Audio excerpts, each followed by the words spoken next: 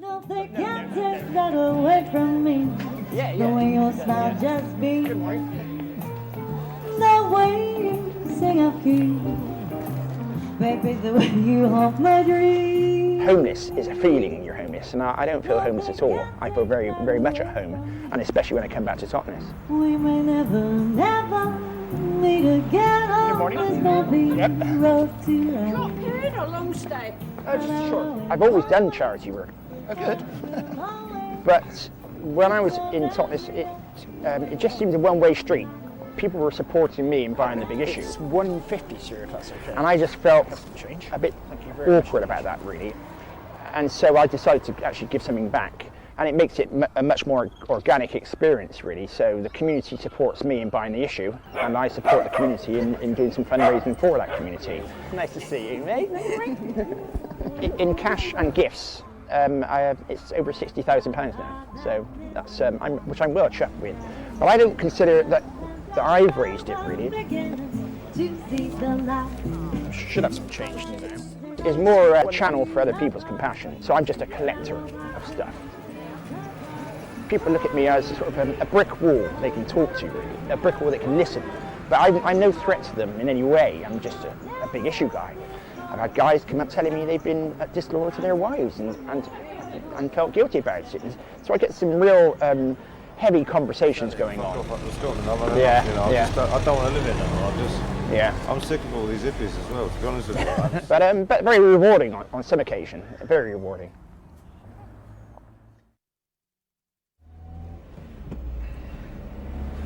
A customer of mine gave me this van and said I could use it and buy it and pay it off on a weekly basis. So I have a 3-year mortgage, short-term mortgage, £50 a week. So I'm doing really well. I'm actually in equity at the moment.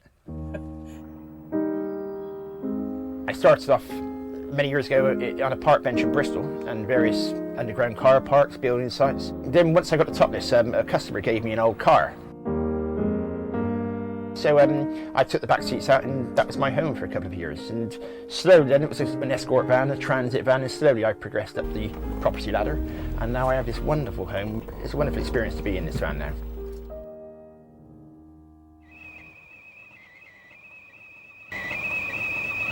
It took me some time getting used to this domesticity of it all, washing up and cooking and making cups of tea and, you know, and cleaning my curtains and doing stuff like that, you know, and I'm actually loving it now in here. I just love the comfort it gives me, my own space, my own bed, and I've got space to do my writing, and it's a wonderful experience to be in this van now. If I do anything, I do it quite intensely. So when I was drinking very intensely. So I've an addictive personality, and so I think anybody out there who's got addictive personality, whether it be drink, drugs, or whatever it is, a negative addiction, it's actually possible to take that addiction and replace it with a positive addiction. So my positive addiction now is writing, and I just set off and started writing a novel. It's a crime novel, and it's based on my experiences, and all the characters are an amalgamation of all the characters I've met along the way, really.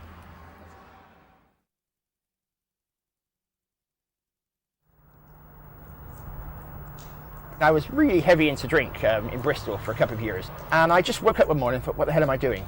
I mean, and it's a really almost a sort of like, I saw the light, if you like, and I mean, and it was from that moment onwards I was determined that I was going to do something about my life, and that necessitated getting out of Bristol, really, and going south to Plymouth.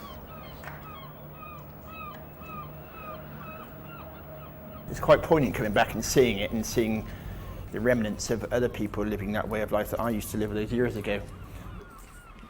There'd be maybe 10 or 12 of us get down here of an evening, which gave us some sort of security, but as I say, it's quite poignant coming back and seeing how I used to live. The benches have changed. The benches were quite receptive, really. They were long wooden benches, which wood is quite nice to sleep on because it retains its heat. Now they're just small, cold steel. Someone's kit bag, someone's blankets, ready for the bed when they come back this evening. I'm so far removed from this place now, I suppose that's why it saddens me so much, really, to think that people still live like this. Very sad.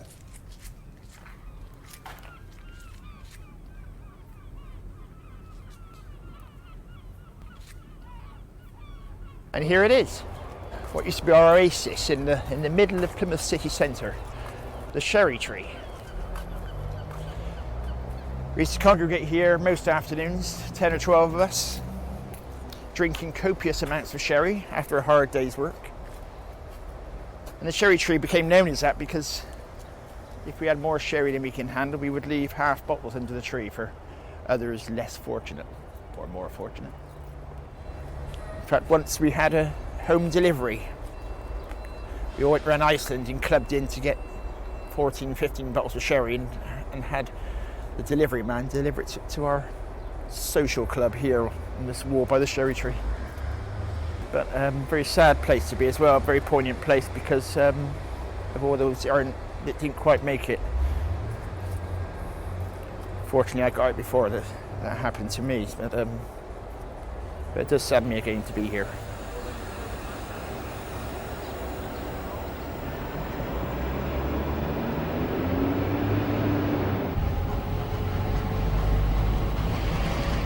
It was a childhood of nothingness, really. I mean, it was just mayhem and just bleak and black. And this is it. My father was a rag and bone man who was violent, a drunk, very aggressive. My mother, she just succumbed to all his wishes, basically. Was quite happy, not happy, but she went along with it, really. But she was very weak. And I don't believe that she ever said she loved me. I never once sat on her knee with a bedtime story. It was just nothing. It was just nothing there whatsoever. No emotion whatsoever. And that doorstep, I would sit many a night on that doorstep waiting for my mother to come home, sometimes up to 12 o'clock midnight as a 7 and 8 year old, where me and my brother would fight and he would hurt me and I would sort of sit out on the doorstep crying and trying to eke out my tears until my mother came so she could see the extent of what the trauma I was going through. But unfortunately it was very late when she usually arrived home, so she never got to witness that, really. These two photographs are the only photographs of me as a child. I don't look at them as me, almost, especially this one worries me slightly, or saddens me slightly. When I look at the sort of, I don't know, it's a young kid, who just looks lost, really. And why? I don't know why. I mean, it just seems so deep, so I don't know, deep in. I don't know. It just seems a face full of turmoil or something. I don't know. Sorry.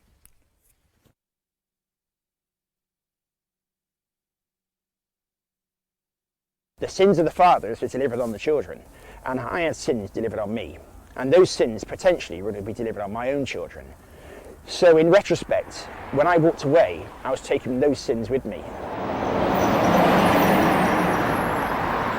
If it was a decision, it was the best decision I ever made. It was when mine and my children's life started to blossom. So my children were able to grow up in an environment without me handing them all my crap, basically. And so I have two together children. Whatever it costs, it's worth it. I'll just pay for the college fees. I mean, I'm quite proud of what he's done. I mean, from where he's been and the things he's done, obviously, for how he's worked for charity and stuff like that. And I mean, from the position he was in, I mean, like, you've seen other people like that and how they've just sort of gone down and down. But I think he's really picked himself up and sort of done some really good. So I'm obviously quite proud of him. I'm gonna have to. Don't get too wet. Cheers, Anne.